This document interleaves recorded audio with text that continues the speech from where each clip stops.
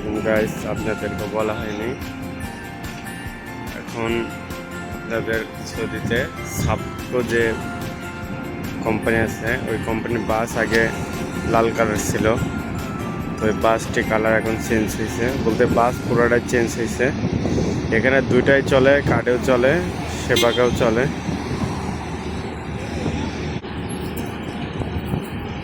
বাস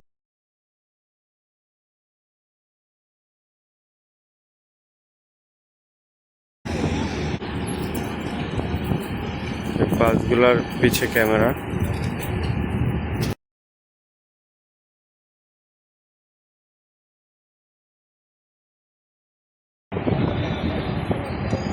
এখানে দেখতে পারবেন 5 মিনিট পর পর বাস আসবে।